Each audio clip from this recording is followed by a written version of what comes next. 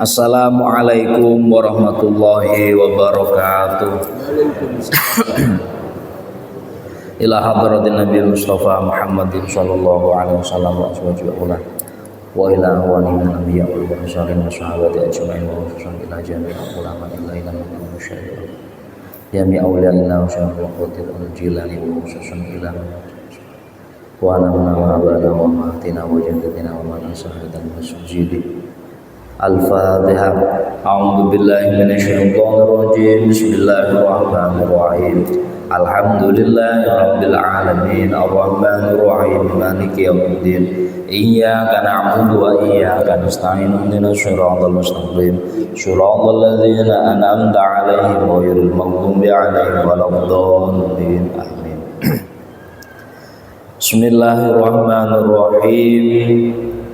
Al-babu as-sabi' as-samin, bab yang ke-8 tentang ad-dalalatu ala khairin, menunjukkan, mencontohkan atau mengajak terhadap kebaikan. Wa du'a'u ilal huda awid dhalalah, siapa saja yang konsekuensi dari siapa saja yang menunjukkan terhadap petunjuk atau kebaikan, awid dhalalah atau hal-hal yang tersesat yang dilarang oleh Allah Subhanahu wa taala. Qala Allah taala wad'u ila rabbik wad'u ila rabbik, kata Allah taala wad'u ila rabbik, dan ajaklah manusia sekalian ila rabbik, kepada Tuhan. Itu dalam surat Al-Qasas, senada dalam surat An-Nahl ayat 125. Allah taala berfirman, ud'u ila sabili rabbika bil hikmah wal mau'izatil hasanah. Ajaklah seluruh orang Muhammad, wahai Muhammad, ajaklah seluruh manusia ila sabili rabbik, untuk mengambah jalan Tuhanmu. Cara mengajaknya pun bil hikmati, dengan kebajikan, wal mau'izatil hasanah, dan tutur kata yang baik. Dan juga dalam surat yang lain Allah taala berfirman, wa ta'awanu 'alal birri wat taqwa, tolong menolonglah, saling tolong menolonglah kalian semua atas kebaikan dan ketakwaan kepada Allah. Jadi dalam ayat ini Allah taala khitabnya itu kepada Nabi Muhammad selaku pembawa pesan, yang memang bertugas yang pertama at-tabligh, menyampaikan apa yang diperintahkan dan apa yang dilarang. Kemudian di samping Nabi membawa misi untuk membawa pesan-pesan ilahi kepada seluruh umat manusia, Nabi pun diperintahkan oleh Allah Subhanahu wa taala itu untuk mengajak seluruh orang, seluruh masyarakat, seluruh manusia untuk mengenal Allah Subhanahu wa taala. Jadi bahasanya dalam Al-Qur'an itu adalah diundang. Nabi mengundang seluruh umat manusia, mengajak dan mengundang seluruh umat manusia untuk diperkenalkan terhadap ajaran Allah, agama Allah, serta hal-hal yang memang diwajibkan kepada seluruh umat manusia. Dan ajakannya itu oleh Allah taala digarisbawahi bil hikmati, dengan bijaksana, kebijaksanaan, wal mau'izati hasanah. Hikmah di sini sebagian ulama mengatakan dengan perilaku, dalam arti Nabi diperintahkan untuk menjadi teladan yang baik bagi orang lain agar dia nanti diikuti sebagai petunjuk, sebagai sebuah model yang sangat baik untuk dijadikan perbandingan. Lalu kalau ingin memberikan sebuah nasihat, wal mau'izati hasanah, berikanlah nasihat yang baik tanpa ada dasar kebencian, tanpa ada dasar amarah, tanpa ada dasar tidak suka. Jadi ingat bahwa yang pertama kali diperintahkan oleh Allah itu bukan ukruh atau paksalah mereka masuk ke dalam agama Islam atau paksalah mereka untuk ditunjukkan terhadap kebaikan. Akan tetapi dalam dua ayat ini Allah Ta'ala memerintahkan kepada Nabi Muhammad untuk mengajak. Jadi kalau konsepnya itu mengajak, mengundang, berarti kita sebagai orang yang mengundang dan orang yang ngajak, konsekuensinya ada dua. Kadang diterima, kadang ditolak. Nah, itu semuanya hak dari Allah Subhanahu wa Ta'ala, apakah ajakan kita itu akan disambut atau tidak. Yang jelas sebagai seorang nabi yang mencontohkan kepada umatnya, nabi itu memiliki misi, yaitu mengajak seluruh manusia untuk mengenal dan beriman kepada Allah Subhanahu wa Ta'ala. Jadi bukan malah memaksa, apalagi ketika memberikan sebuah nasihat itu kan iradatul islah, ngarepaken bagus datang tiang lintu. Jadi gimana kita bisa memberikan sesuatu yang menjadikan orang lain itu bagus kalau menggunakan perilaku yang tidak bagus, kata-kata yang menyakitkan, kondisi di mana orang yang kita ajak itu justru merasa diremehkan, merasa disepelekan, terlebih merasa dihinakan. Oleh karena itu Imam Syafi'i itu pernah ngendikan, jadi nek kapanane ajenge menasehati orang, baik itu orangnya berperilaku kurang baik ataupun benar sekalipun, mengingatkan itu kalau bisa jangan di hadapan halayak umum, jangan di depan orang lalu kita mengingatkan akan kesalahan orang tersebut, sehingga sebenarnya tujuannya baik agar yang bersangkutan itu nanti merasa diingatkan. Akan tetapi tujuan yang baik itu bisa terlaksana kalau dilakukan dengan cara yang baik. Ketika kita marah pada seseorang yang melakukan perbuatan negatif ataupun dosa, lalu kita menghardik di depan halayak umum, itu bukan iradatul islah.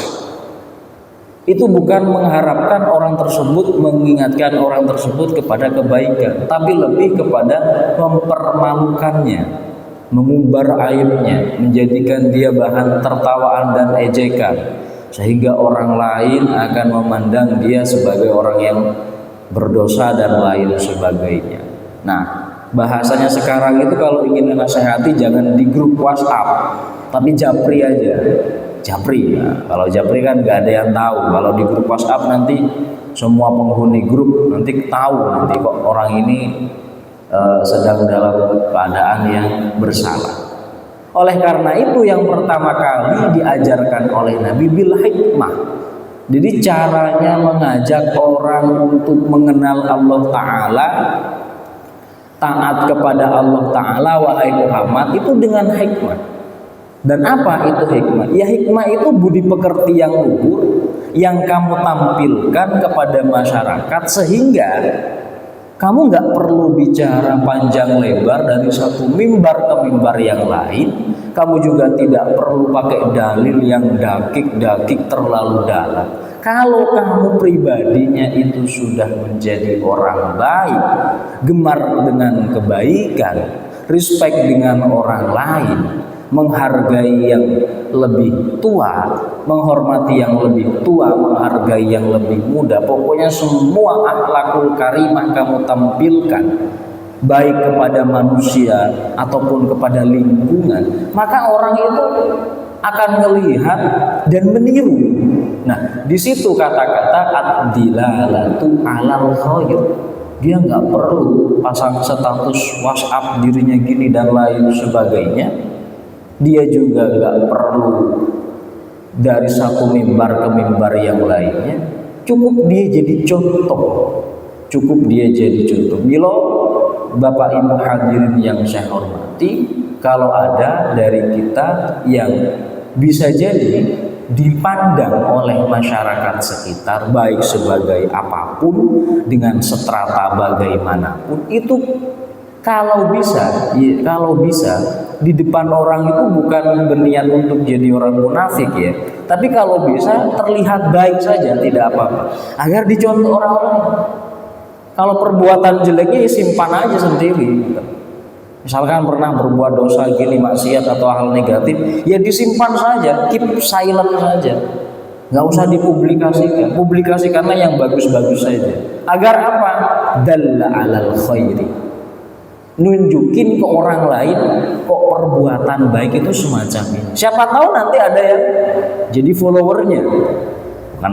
Bukan berarti follower di media sosialnya, bukan berarti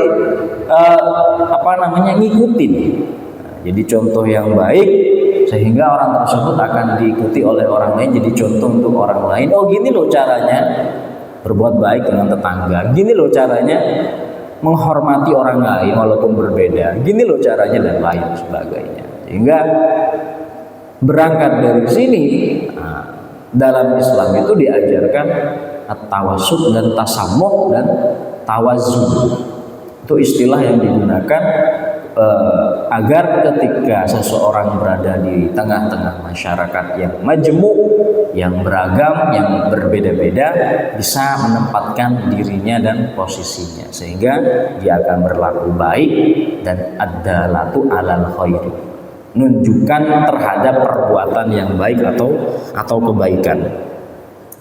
Oleh karena itu Nabi bersabda dalam hadisnya, wa an Abi Mas'ud Uqbah bin Umar wal Ansor al-Badri, diriwayatkan dari Abi Mas'ud Uqbah bin Umar wal al-Ansori radhiyallahu anhu, qala Rasulullah sallallahu alaihi wasallam, Nabi bersabda, man dalla ala khairin falahu mithlu ajri fa'ilihi, barang siapa yang menunjukkan kebaikan, falahu mislu ajri fa'ilihi, maka dia itu mendapatkan pahala orang yang mengikutinya, mengikuti kebaikannya. Jadi menunjukkan ini bisa dengan berbagai macam cara, bisa dengan contoh perilaku, itu yang paling baik dan yang paling utama. Yang kedua dengan mauidhah tadi, itu dengan nasihat. Yang ketiga bisa dengan perbuatan. Itu dalla ala khairin. Jadi dalla ala khairin ini sifatnya banyak sekali, tidak tertentu hanya dengan ceramah, dengan nasihat, enggak, dengan perilaku. Misalkan ngajak anaknya lah ke masjid, seperti tadi banyak anak kecil yang sholat jamaah di masjid, itu bagus sekali. Jadi orang tuanya sedari dini mengenalkan masjid, mengenalkan kebaikan. Gak perlu bilang kamu harus gini, kamu harus gini. Dikenalkan dulu gitu. Ya gimana dia nggak tahu masjid, orang tuanya nggak pernah ke masjid. Gimana dia kenal dengan sholat, orang tuanya nggak pernah tampak terlihat sholat di depan dirinya. Itu dalla ala khair, itu semacam itu. Jadi pertama yang paling bagus itu dalla ala khairin, itu adalah seperti yang dilakukan oleh baginda Nabi, yaitu menjadi teladan yang baik, minimal untuk keluarga. Menjadi teladan yang baik itu minimal untuk keluarga. Nabi itu selama bersama dengan para sahabat dan masyarakat yang majmuk di Madinah itu jarang sekali memberikan nasihat kecuali diminta. Jadi lebih banyak aksi atau perbuatan yang memang mencerminkan seperti yang dikatakan oleh Sayyidah Aisyah, Nabi itu memiliki akhlak seperti halnya Al-Quran. Sehingga orang itu kalau mau nyari contoh yang ideal, ya Nabi Muhammad, dengan siapapun sikap beliau itu tetap konsisten sebagai seorang Nabi, tapi juga tidak melupakan hak-hak manusia yang lain. Misal contoh, Nabi itu kalau sholat jamaah itu memang gak pernah lama. Paling lama mungkin kalau dulu ada durasi waktu itu paling 3 menit, 4 menit paling lama. Mengapa? Karena agar tidak dijadikan contoh oleh orang lain kalau sedang imam sholat, jangan terlalu lama. Nah, takut nanti yang sedang punya hajat, punya gini gitu. Kemudian Nabi juga ngasih contoh gimana ketika diundang oleh orang lain. Siapapun yang mengundang selama tidak ada uzur, Nabi datang untuk membahagiakan orang lain. Ini sebuah cerita yang dicontohkan oleh Sayyid Ahmad bin Muhammad Al-Maliki. Beliau itu di Rusaifah di Makkah. Biasanya kalau orang haji atau umroh yang punya koneksi dengan orang dalam, itu biasanya menjadi rujukan orang Indonesia untuk tabarruk, untuk sowan bahasanya. Jadi biasanya ditanya sama orang yang bisa bahasa Arab, biasanya itu yang datang bawa hadiah, bawa apa dan lain sebagainya. Nah, satu jamaah ini, satu orang ini, dia nggak pernah melakukan hal semacam itu. Mungkin dia dalam kehidupannya sehari-hari juga nggak pernah tahu apa yang itu namanya sowan, sehingga dia bingung. Saya nggak bawa apa-apa ya, nggak ngasih apa-apa, ini bingung. Di sakunya itu ada coklat kecil, permen coklat lah. Ada permen coklat itu, ini aja lah saya kasih gitu. Ini aja saya kasih karena saya nggak bawa apa-apa. Akhirnya ketika salaman, beliau cuma ngasih coklat doang, coklat kecil dikasih. Lalu Sayyid Ahmad ini bilang kepada penerjemahnya, mutarajimnya, sampaikan kepada orang yang ngasih coklat ini, saya kok kenapa dia bisa tahu apa yang paling saya suka? Dia bisa tahu apa yang paling saya suka, yaitu coklat kecil ini. Kemudian si pemberi itu yang awalnya merasa insecure karena dia nggak bisa ngasih yang lebih karena memang tidak terbiasa dengan hal semacam itu, lalu menjadi pribadi yang bahagia karena hal sepele yang dia berikan itu dihargai begitu besar. Nah, itu contoh bagaimana seorang yang alim, seorang yang besar memiliki ilmu dan akhlak yang baik itu bukan melihat dari seberapa besar dan mahal mungkin hal yang dibawa, tapi menghargai dengan semacam itu sehingga idkhalis menjadikan pembawa barang yang awalnya itu cuman sepele dan remeh berbesar hati karena apa yang dia berikan itu ternyata sangat dihargai. Begitulah caranya kiranya zaman dulu Nabi Muhammad itu menghargai pemberian siapapun. Bahkan mungkin pernah ada anak kecil yang cuma memberikan sepotong roti, itu Nabi Muhammad menampilkan wajah yang sangat bahagia, sangat-sangat dihargai sehingga si pemberi itu tidak kecewa. Itu contoh yang paling kecil ketika dalal alal khairi, memberi teladan yang baik dengan perilaku. Jadi Bapak Ibu yang saya hormati, minimal kalau nggak bisa buat orang lain, kita sebagai teladan yang baik, minimal untuk keluarga, entah untuk istri, keluarga, atau istri untuk ayah, atau bapak, atau untuk anak-anaknya, minimal jadi contoh yang baik dalam hal apapun tentunya, karena sifatnya adalah khair, kebaikan.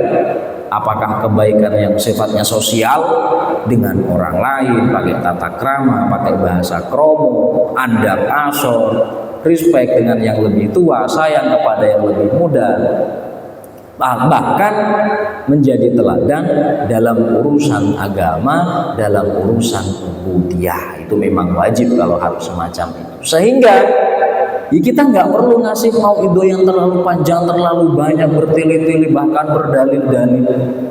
Misalkan kalau mungkin ya ada yang jadi imam misalkan, ngasih contoh, oh jadi imam datang terlebih dahulu, sholat sunnah terlebih dahulu, biar dicontoh sama yang lain nanti. Oh imamnya ini sholat sunnah dulu, tak melok-melok kan bagus itu. Jadi memang berat memang, tapi pahalanya siapapun yang mengikuti dia, kata Nabi, maka pahalanya akan mengalir kepada yang bersangkutan. Kita nggak pernah datang ke satu panggung seperti halnya kiai-kiai besar, tapi karena kita punya akhlak yang baik, orang lain ikut, pahala kita, pahala mereka tidak akan dikurangi, bahkan orang yang menjadi contohnya itu akan ditransfer pahala yang sama banyaknya seperti pelakunya. Oleh karena itu ini mungkin bisa dikategorikan sebagai pahala jariah. Sebaliknya juga itu, dalam hadis ini dikatakan wa man da'a ila dhalalin kana alaihi minal ismi misla athiman tabi'ah la yusdalik min athamihim syai'an. Siapa yang contoh yang buruk, siapa saja yang menjadi contoh buruk, menunjukkan keburukan, hal yang negatif, baik hal buruk dalam masalah sosial maupun hal buruk dalam masalah agama, dia ngasih contoh yang gak baik, atau mungkin dia ngasih contoh perbuatan yang dosa, kok orang lain ikut ya karena dia terinspirasi dari perbuatannya, maka ini yang dinamakan dengan dosa jariyah. Makanya Bapak Ibu yang saya hormati, terlebih di era digital semacam ini, era media sosial yang bisa diumbar semuanya, lebih bijak, lebih berhati-hati. Jangan sampai apa yang menjadi postingan kita itu benar-benar menjadi contoh buruk bagi orang lain lalu ditiru, maka dosa jariyah itu akan mengalir kepada kita. Na'udzubillah min dzalik. Hadirin yang saya hormati, mungkin kiranya hanya itu yang bisa saya sampaikan. Semoga kita semua benar-benar menjadi pribadi yang bisa menjadi contoh untuk orang lain, utamanya keluarga kita semua. Hadirin yang saya hormati, sekian dari saya, kurang lebihnya mohon maaf. Ihdinas shiratal mustaqim. Wassalamualaikum warahmatullahi wabarakatuh.